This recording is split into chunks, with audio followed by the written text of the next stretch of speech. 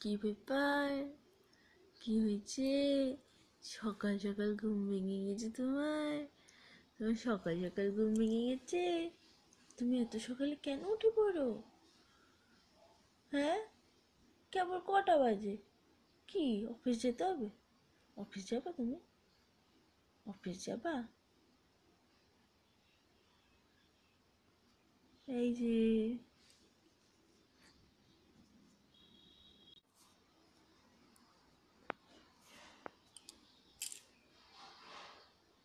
ও,